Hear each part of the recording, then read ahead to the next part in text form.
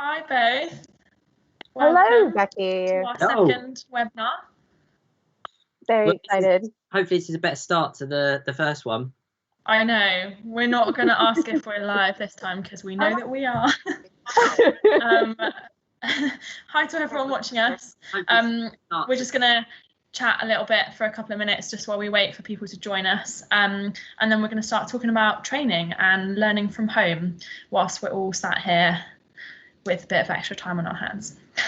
So how are you both? I'm good. I brought my plant today. This is Doris. She normally sits by the door. Doris, I thought she would join us today to mix it up a little bit. I noticed that. That's good for the oxygen in the room, right? It is actually. It's a plant purifying or it's an air purifying plant. That was one of the reasons why I got it. But, it keeps you happy, good for well-being and all of that. Very good, very good. Nice segue, by the way, into our next one. That is true. We are going to be talking about well-being next month. Yeah. Yeah. No, I'm good. I'm good. Thanks, Bex, as well. Yeah, I had a good week. Lots of things happening, obviously, in the business, and lots of interesting things happening, which I think we're going to talk about now. Yeah. Cool. Okay. So I think if we just kind of introduce the topic first. So I think what we're doing today is we're going to try and talk about training from lots of different angles. So all three of us have got kind of a different view on training, which we can bring to the conversation. So mine is that I obviously run the Optix Digital Academy. So I'm here as a kind of organising training type view, and then Crystal, you're kind of here as a attending training person. Yeah, absolutely. And then Al, you're here as the trainer, as you have given lots of training. Absolutely. Cool. Okay, so we'll all talk a little bit more about that throughout the webinar, but where I think we're going to start kind of talking about should we start with things that have happened over the last couple of weeks that we've just let's do that, and then we can go into training a little bit later, because things are changing all the time at the moment, and it's been a couple of weeks since we did this, so it's also worth saying as well that we've listened to what people said from the first session, haven't we? And so we're going to make this slightly shorter. And yeah, so we're going to aim for 45 minutes, I think, today, or thereabouts. But again, if anyone's got feedback on it, obviously let us know, and we'll listen and improve as we go along. We will also have a blog after this with some kind of action points and stuff. That was a piece of feedback from the last one as well. Oh, and we've got a podcast. We do. None of us even think about this, but someone in the company, Thomas, hi, has been beavering away and is turning this into a podcast. So you can listen to it on your dog walk later if you like, everyone. Yeah, so to get on your daily exercise. I think that you get to that through Spotify. Hopefully Thomas will be able to send us some links that we can share, or we can share it in the comments as well. But I listened to it on Spotify earlier on, and it seemed to work very well there. It's called Optix Talk. Nice. So what's everyone noticed or been doing over the last week then? Yeah, so if I can jump in. Basically, I've been working with lots of different clients who are responding to the current situation, and some people are developing new products to sort of help people work through what's going on. And also, people have been making new content, and one client in particular has had a lot of success with a really targeted blog about issues that are going on right now and about how to respond to lockdown in particular. And it's been ranking top for 3 different key terms, and in fact ahead of some very, very high DA sites. So that's really, really good to see, and that's as a result of both them coming up with the really, really good content that appeals to the appropriate keywords, but also some of the support from the back end, which for myself, if I can take a little bit of the credit for it, you know, making sure that sitemaps are updated when you've got new content, so that you're letting Google know that you're making new content. Making sure that you've got, you know, your meta descriptions, metadata, meta titles all up to scratch, and making sure that they're all lined up and that everything is interlinked as well. So it's nice to see. It's nice to see when that sort of work pays off. And I always like to add another like page one spot, or you know, top spot to my list. Crystal, this isn't you just kind of blowing smoke either. I mean, you're too humble to say some of these things, but it's really interesting. It leads on from what we were talking about in the last fireside chat, wasn't it? That we were saying to people, you know, you need to make content that's educational and useful, and this particular piece is just that. So this company, this client of ours, has actually recognised that there's a need, recognised that there's people out there searching for this kind of information at this moment in time. They've got a blog article up. They've optimized it well. You've done the work you need to do, and because of that, they are now ranking, and I'll say it for you, but they're ranking above the government site for that particular topic, which is amazing. Now, I don't know, do we have any stats on that in terms of like rough numbers that's driven to their site? Yeah, it's had a massive increase in impressions, and also I think it's had something like 800 clicks. Let me just double check. And that's only in a couple of weeks, right? Yeah, it's only been up for a little while. So yeah, it's really good to see that kind of response. And yeah, people, it's the kind of thing, basically they looked at their offering and they looked at the kinds of questions that they're getting from people and the kinds of questions that people need answered, and they're answering it. And you know, I think particularly for the kind of information, you know, and they're referencing the government's information, of course, but you know, they're just making sure that they're supporting people with a specific question about that topic. Awesome. So there we have it, folks. It's an exclusive again, but you've got to get the content out there that people want. It's as simple as that. This is a great opportunity to start creating content for your business while you're sitting there, and this is the way to do it and do your marketing. So get good content out there, get it educational, get it valuable, and you will rank, or you will stand a chance of ranking. One of the things that I wanted to talk about this week, or just highlight really, because it's, in my opinion, pretty cool, is one of our clients is actually in the process of building a self-test for COVID. So that's pretty amazing, right?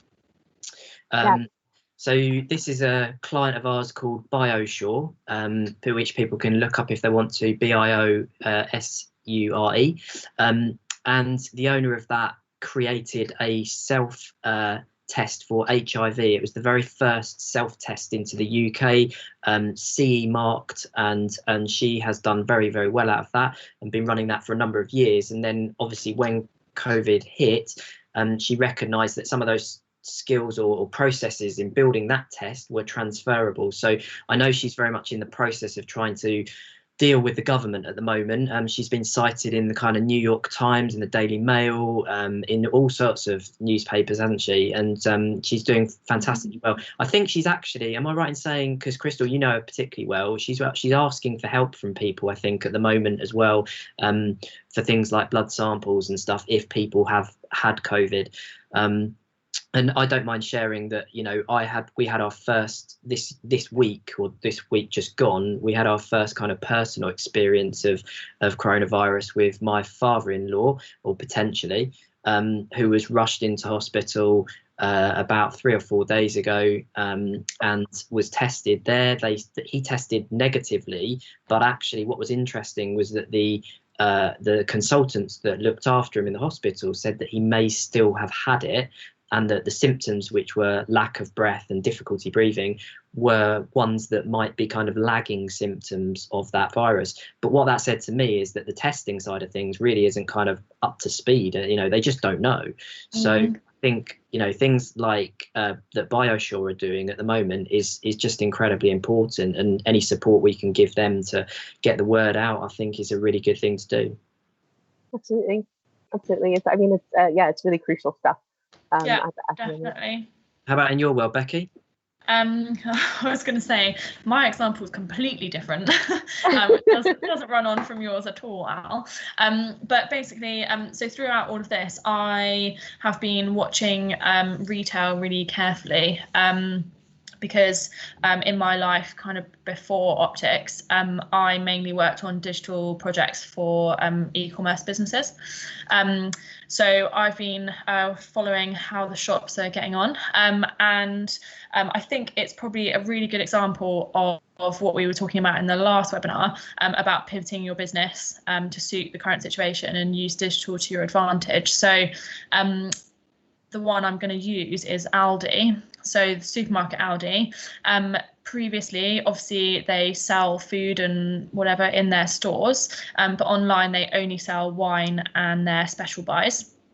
But during this time, they have developed an offering. So they sell essential boxes of like bread, milk, eggs, butter, pasta, and then basically you can't actually choose what you want. You just go on and you buy an essential box. But I think it's a really good example of them kind of recognizing what do their customers need, and then saying, look, we can't offer full e-commerce. It just doesn't work. We can't do it like how Tesco do it, but we're going to do it our own way because that still suits exactly what our customers need. So I think kind of the message from that is just however you can do it, do something which is digital, because that's how everyone is working these days, and kind of work out what your customers need and how can you serve them differently now. Yeah, nice. Yeah, absolutely. I think and the counterpoint to that is that Primark, for instance, didn't have a digital setup, and they've lost 650 million during this time. Insane. It's absolutely insane. So yeah, being responsive in this situation is really, really important. And sorry, Crystal, go on. I was just going to segue. I was going to just say that training is a really, really good way to learn how to be more more agile. Very good.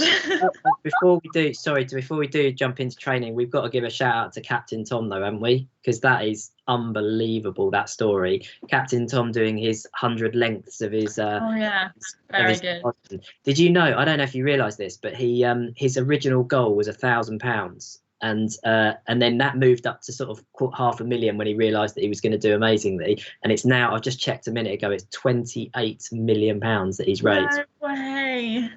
So oh my gosh. That's phenomenal.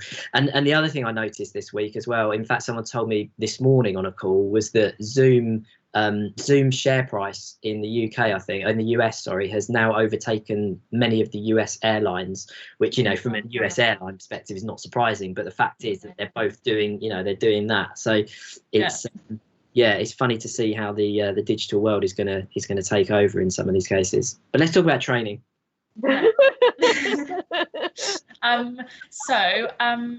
Crystal, do you want to start by telling us what you can offer in terms of a view on training? So I think we wanted to talk a little bit about why training is so important, and I think we discussed a little bit of this yesterday. But one of the things that I found was probably the most similar thing I've had to sort of furlough, or actually anytime I've ever sort of had to switch projects or switch job roles or anything like that, is when I was on maternity leave. And basically I was on maternity leave with my darling son, who I love, for about a year with him. And I think before I started doing some more freelance stuff.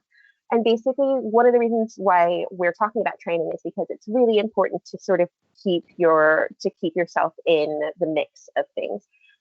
Because a lot of these apps, a lot of the platforms, they change so quickly. And if anyone's ever like started a Facebook account or a Facebook ad account, for instance, and then left the Facebook ad account and then had to go back into Facebook ads and realize that everything had moved around and there's lots of different features now and all that sort of thing, you have to sort of start over. You'll realize that keeping in with the training is really, really important. So I think that's a really, really good thing to think about, particularly right now. If you're needing to learn a new skill in order to digitize your business, or if you are needing to learn a new skill in order to add a new service to your business, then training is absolutely essential. And as a digital strategist for Optix, my clients come to me and they say, we want to do this, we want to do that, we want to do this online. And so I'm always saying, yes, let's try that. And so we need to, and so it's sort of like, you ever seen The Matrix, where they're all standing there, and he says, I need to learn how to fly a helicopter, and they download the helicopter, and then they learn how to fly a helicopter. So you need to sort of use all of the different tools, sort of platform tools, and also videos, also asking people and things to sort of upskill. That was a bit of a rambling answer, but that's good. And I think, when we were talking about it yesterday, there's so many different kind of aspects to this and sort of nuances to training, isn't there? There's lots of different people that need it, and you mentioned some of them there. So you've got the people, like you say, that are on furlough at the moment, of which there are millions literally in this country. So what better time for those guys to start to upskill themselves and learn some new kind of skills that they can either take back into their jobs, or if they go on to do other things, then they can actually do that. But we're focusing on digital training just because it's the bit that we know about, but then also there's this other side of it, which is the companies and the people that are out there maybe listening to this, who are running businesses or maybe marketing businesses, that might want to consider offering training to either their staff or to their clients. There's that side of things as well, isn't there? Yeah, definitely. So I think that probably leads nicely into why I'm on this webinar this week. As you've got to be here. Huh? You're the host, you've got to be here. Well, that is true. I can play two hats, I'll just swap them over. Because I run our Optix Digital Academy, obviously beforehand, so for anyone who doesn't know, we ran monthly sessions up at Reed Hall at the university, a different digital skill each month, and they were face-to-face sessions with a trainer and kind of about 10 delegates. And obviously we can't run things like that anymore, because we can't be face to face. So we have had to adapt quite quickly into how do we offer that training virtually. So we've managed to do it. We had a session and it actually worked really well. Considering it was the first one, it was quite smooth, surprisingly, actually. I was expecting there to be a couple of glitches, but it was all good. I think it's kind of prompted us now to think about going forward in this situation. How can we work the academy so that actually it is more of an accessible offering to people who need to work digitally. So it's kind of accelerated growth plans. It has kind of forced our hand in researching more innovative ways to deliver training, and actually it's been quite exciting looking into it and working out how it's all going to pan out. Definitely. So I guess to add to that, then we mentioned this earlier, but why we've each come at this from a different angle, don't we? So Crystals, you're going to talk a little bit about some of the courses I think that you've done or that you're on at the moment. Becky obviously comes at this from the angle of running these things, and I come at the angle from actually doing quite a lot of training over the last few years. So I've been involved in teaching on the London Business School's MBA program for the last 6 years. So I do a session up there on digital trends every year. I do similar things at Exeter University. But one of the really interesting aspects, which some people may not know about me, is that I've got about 4 or 5 courses online as well. Oh, we've lost Crystal. I'm sure she'll be back. All right. Carry on. Yeah. So yeah, and I run these sessions, these courses on a site called Udemy, which is, if anyone doesn't know it, it's udemy.com, and it's essentially an online university, right? So it's got 7 million members, I think, the last count. I launched my first course on that in 2017, and it was a course on how to use LinkedIn to build your personal brand up. And it was, oh, she's back again. Hi, Crystal. The wonders of live video. We're just explaining about Udemy. So yeah, Udemy has been amazing, and it's been a real insight for me into the world of e-learning. So since that course was first launched, I've had over 20,000 students do it in 163 countries around the world. So that's, you know, pretty phenomenal numbers, and kind of blew me away. I never realized it would be anything like that. But so, you know, I've got that aspect of things, and I've seen how that kind of world works. But then I've also do quite a lot of face-to-face sessions on things like personal brand and LinkedIn as well, of which I'm having to very quickly take them into the virtual environment. So I'm actually running my very first LinkedIn session online next week to a company of people who are doing, well, their sales team effectively, on how to kind of generate leads and things like that using LinkedIn. So I've got both the face-to-face and the online side of things. Yeah.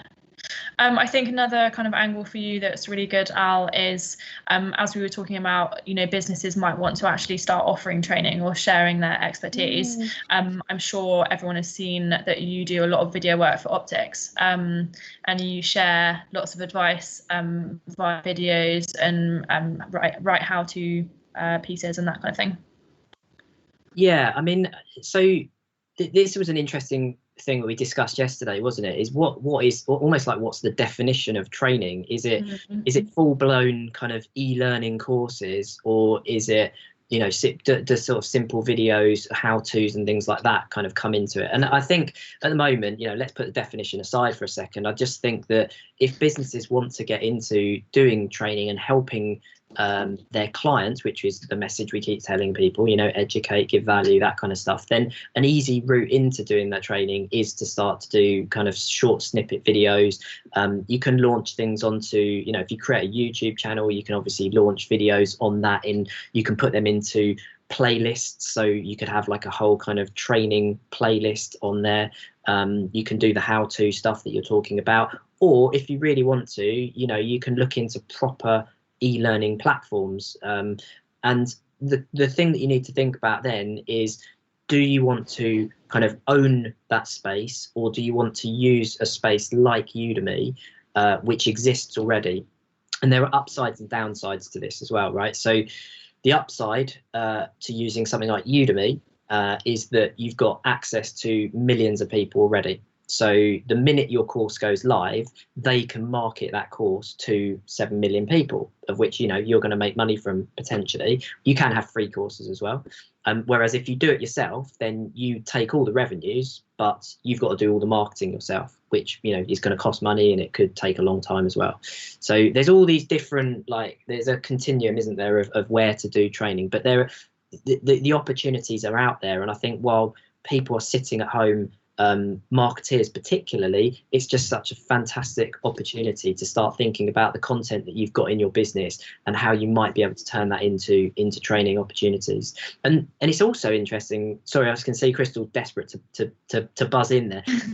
You know, I'm just thinking about this from a product perspective as well. Training doesn't just have to be service-based training, does it? Training could be literally training someone on how to use a product that you sell better, or get more out of it.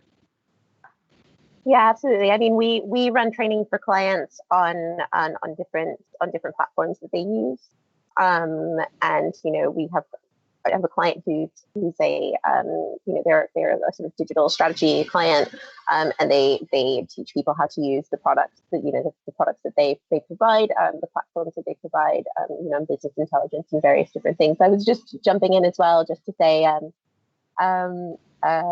a Be Ready Employer Hub was also was also Hello Be Ready Employer Hub was also saying that they run Udemy, and that there are flash sales and things like that. So as you were saying, that Udemy has their own sort of marketing mechanisms, that's an example of one of them, and it sort of helps if you've got a course that is topical. Then your course will show up higher in those sorts of things. I also want to say hello to Catherine Bork, who's a fantastic trainer, and I'm sure we'll have lots of tips. So yeah, hello to her as well. One of the things I wanted to say at the beginning actually of this section was just that thinking about digital, you know, when we came up with this topic of why are we actually talking about training, we mentioned about the furloughing and things like that, but I think there's another really important point here which we haven't mentioned yet, which is that businesses after this are going to need to be more digital, right? We're all seeing that.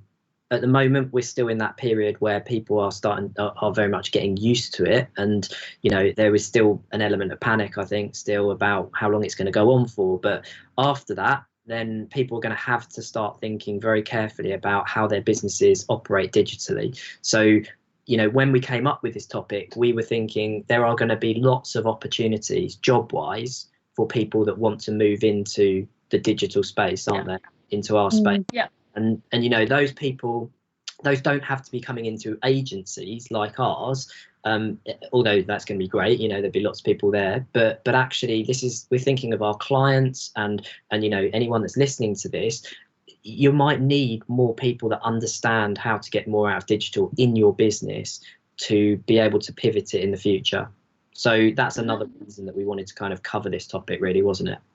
Yeah. So one of our clients has a team of receptionists who are used to answering the phone, used to sort of letting people into the building, you know, doing all of the fantastic work that people in reception do, and they're now looking to shift that energy into managing live chat. So their team is now going to be learning a new skill on a new platform. And you know, learning things about like automation, because you can get automated responses and that sort of thing to sort of get that into place so that they can speak to their customers in a different way. Similarly, you know, social media. Can you just explain live chat quickly, and unless anyone hasn't come across it? Okay, so if you've ever seen live chat, so live chat is basically just where you have on your website. So if you go to the Optix website, optixsolutions.co.uk, there'll be a little a button on the side, and you can click that and you can chat directly to someone in our team. I encourage everyone to do that right now. Don't, all the notifications will come to me. but the thing is, though, that is essentially the new reception, isn't it? It's the reception at the moment. Yeah, definitely. Absolutely. So if you can make that put that in place, then that gives you another opportunity to talk to your customers in an instant manager, or in an instant way. On Facebook, the Facebook Messenger is probably the most well used live chat function. So that's another one as well. But you know, managing that well is a new skill. Crystal, it's already happening. Live chat notifications are coming through. Wow. Stop this. And you know, I mentioned a minute ago that I do the training for salespeople. There's a whole new world of or whole industry of people that can't do their jobs in the same way that they used to do. So, you know, if you're a salesperson out there at the moment and you are probably keen to get networking and to go out and to talk to people and shake their hands and look them in the eye and all that, it's gone. You know, it's not there at the moment. So you've got to adapt, and the only way to adapt is to train and to learn new skills and to learn about how to generate leads online. And I'm not just saying that because it plugs my own stuff. I'm just being honest. You know, that is just another world that has changed dramatically. So it's so important, this topic, isn't it? Yeah, definitely. And we had an input from Ben Corbly. Hello Ben Corbly, about FAQs and live chat. And I don't think that the two are mutually exclusive. I think that absolutely FAQs can help people to avoid getting in touch in the first place. But it's nice to have live chat available for people who have questions about things that they can't find, and also to sort of give you an idea of the frequently asked questions that people might have. So yes, I think they're both. I think it's good to have it as part of that marketing mix. I just thought of another really important point as well with training, is that essentially you've got rid of overheads, haven't you?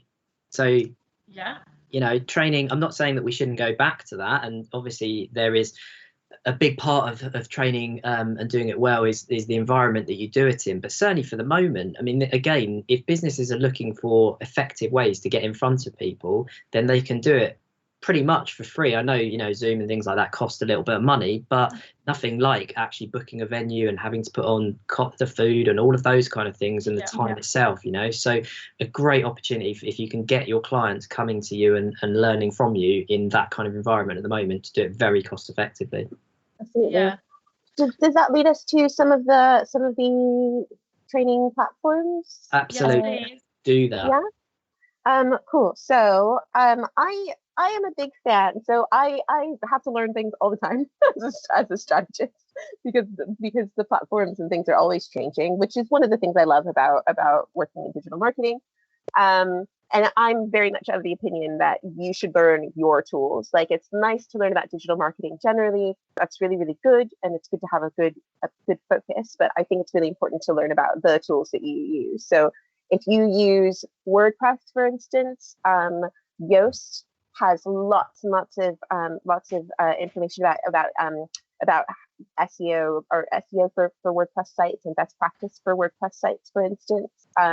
If you're using Shopify has their own academy. I have a colleague or a friend who runs a Shopify shop, and she, you know, like a bricks and mortar shop. And so a lot of her staff who are normally, you know, changing hangers and folding clothes and things like that are now, you know, not in the shop. So I just recommended to her that she get everyone trained up on Shopify so that they know how it works, so that they can be sort of Shopify ninjas, as it were. And Shopify also is one of those platforms that has a really, really good community space as well. So as well as learning the things that you need to learn, you can also, you can also troubleshoot via the sort of forum. Another one is Facebook Blueprint. So Facebook Blueprint is a tool that allows you to learn learn Facebook ads and how to manage those. Google also has a Skills Academy that lets you learn Google Analytics and also Google Ads managers. Google also has Google Digital Garage, which gives you a sort of introductory thing. And the other one that I would like to recommend is Later. So if you're wanting to get to sort of upskill on Instagram, later.com, they run an app. So they're a bit like Yoast. So Yoast have a widget for a plugin, sorry, for WordPress. Instagram Later have an Instagram app that's like a sort of leading app, and they have lots and lots of training on all things Instagram. So they're really good for that sort of thing as well. So those are my top ones for training. I don't know if you guys have other ones as well. Yes. Yeah. Go on, Becky. Thank you. I think the ones for me that I kind of want to mention are the ones which are kind of out there, which are currently offering things for free, which don't normally offer things for free. So the Moz Academy is a really good one, which I've actually signed up for. So I know that usually the Moz Academy would be something which someone, Crystal, in your job might take courses on, because it's all to do with different digital skills in different areas, quite a lot of SEO on there. And at the moment, because they're offering things for free, it means that people like me who don't always work in that field, but it's important for me to know about those things, I can go on there and actually access those courses and learn something slightly different, which is quite nice. I think just backing up on your Google Digital Garage one, I think for anyone who's kind of wanting to like start out in digital, I remember when, it's honestly almost 4 or 5 years ago now, when I started out in digital, I was on Digital Garage first, because it's just really it's broken down, it's really simple, it's got lots of like actionable things on there that you can practice. So for anyone starting out, definitely recommend Digital Garage. It's depressing to hear that you started in digital 4 or 5 years ago, Becky. Oh, I'm really sorry, but not all of us are, at the ripe old age that you are. Wow, thank you. 20 Pioneer. 20. Do you mean that to do SEO these days, you don't just stick words at the bottom of a page and make them the same background? Yeah, just turn them white so they blend in. That doesn't work anymore, right? Oh. That's how I learn. Yeah, I mean, I just to add in a few others as well in a slightly different area of digital. So we obviously, as our business is kind of split into two, it's got web design and development and digital marketing, and we focus there on some digital marketing courses. I asked the guys who sit in the development team about any kind of resources that they might recommend for their world. So I guess, you know, if anyone here was listening and wanted to get into web development or coding, which is going to be very, very sought after, no doubt. Then here are a few that I can't personally speak for, but that I trust the guys that have passed these over. So we've got The Future, which is and then future without the E at the end.com. And apparently that's a mix of resources, podcasts, and some paid courses as well. Code Academy, where you can learn a bunch of different languages. So if you wanted to learn anything from kind of web development through to some more serious kind of coding languages, then Code Academy is very good. Code Academy is freemium as well. So there's a free level and then there's a paid one, so you can see if you like it before you commit. Cool. Brilliant.org is if you want to get super serious. That's more kind of computer science kind of fundamental stuff. So I did computer science a long time ago, and I'm sure it's changed a bit since then, but brilliant.org is one of those. Leet Code, so LEET and then code.com, where you can actually practice algorithms and interview questions that you might get as a web developer. So who knows, that kind of thing existed. That's a Jack recommendation. Yeah, that's definitely straight from Jack. And then the language that we're using these days, Laravel, is, or the framework I should say, has a fantastic academy kind of behind it called Laracasts, which is something you do pay for. We pay for it as an agency on behalf of our guys, but it pretty much takes you through all of those different things. So I think, yeah, those were the kind of coding ones. There are a couple of other mentions to people like Distilled U, which is a training paid for, but a training provider for SEO. Particularly, so if you want to get into kind of SEO in a really in-depth way, then people like Distilled U, and I think SEMrush have got one as well, which is paid for. HubSpot's another really good one, which HubSpot, I use. They are also freemium at the moment, so I have been doing lots of like salesy type training courses on there at the moment, and then. Sorry.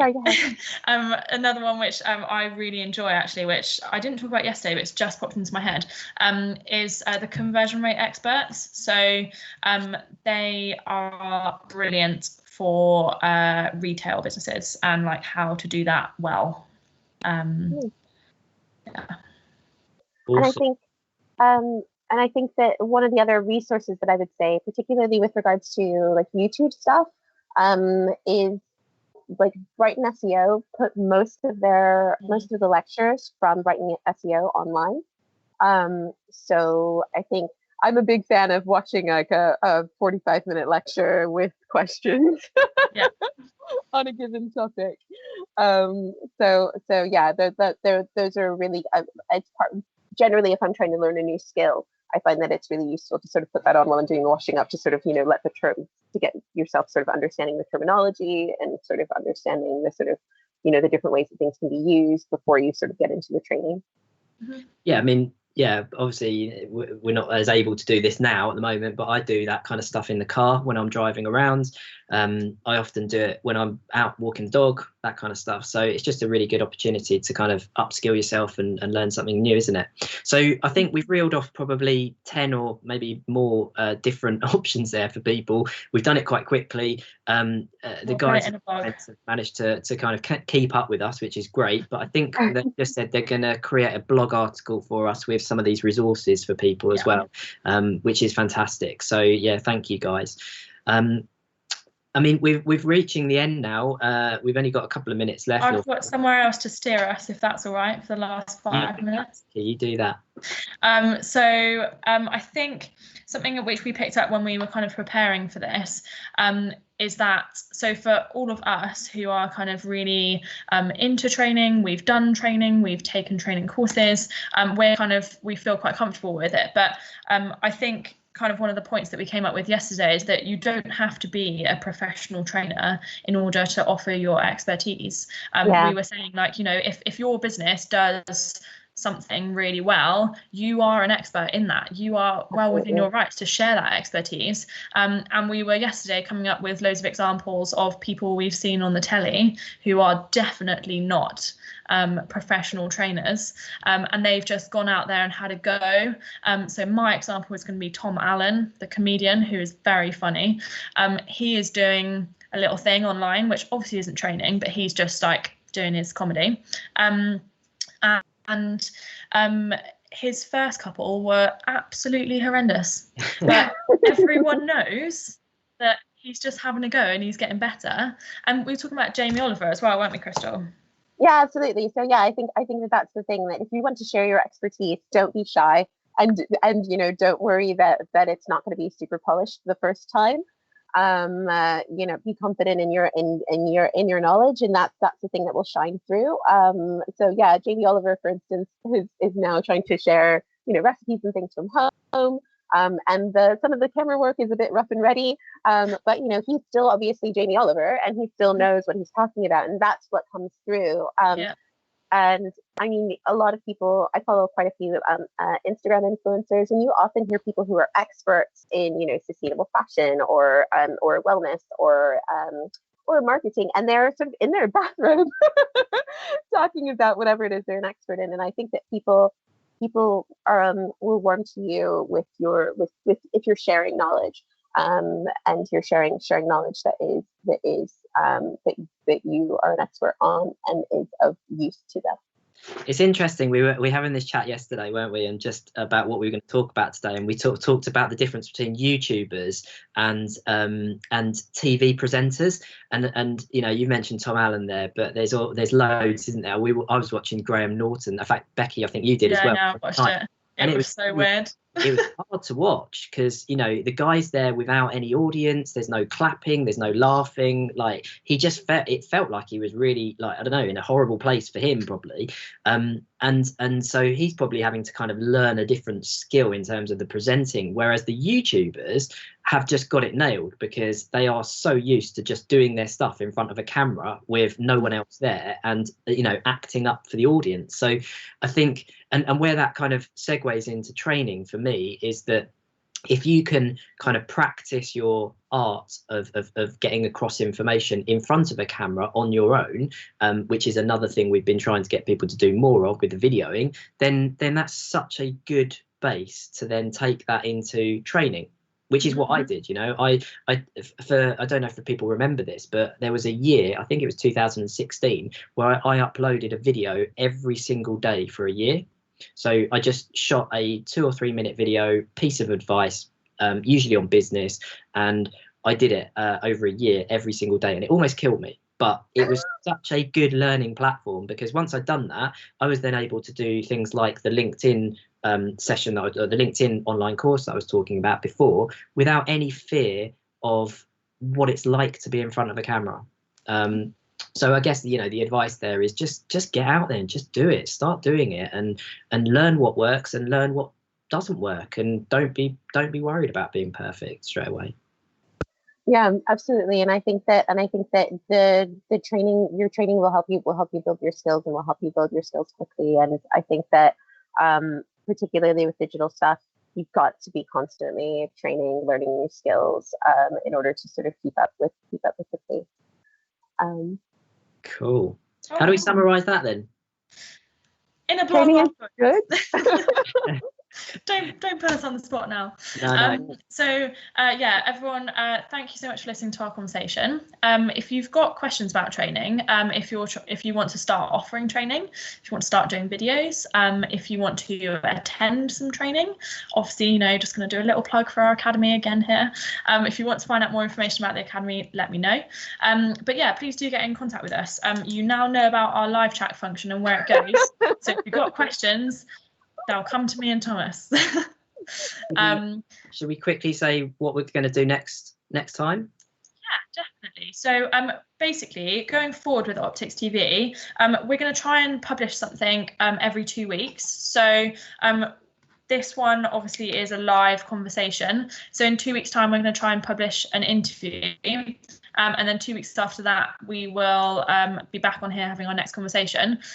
So for each one, we're going to try and do a monthly theme. So obviously we've got training, so our interview will be based around someone who is a training provider or who attends lots of training. And then our next month's thing is because Mental Health Awareness Week is in May. So we're going to be talking all things mental health, well-being, and how you can kind of apply that at work as well. And we might have a couple of guest people to that one as well. Yeah, we might. Yeah, so that'll be a first for us. Definitely. Okay. Cool. Okay, well, yeah, I just say thank you to everyone that's watching or listening on the podcast now. Yeah. Yeah, we'll look forward to catching up with everyone in a few weeks' time. Yeah. And Thanks, bye, guys. Paul. Bye, Nina. Bye.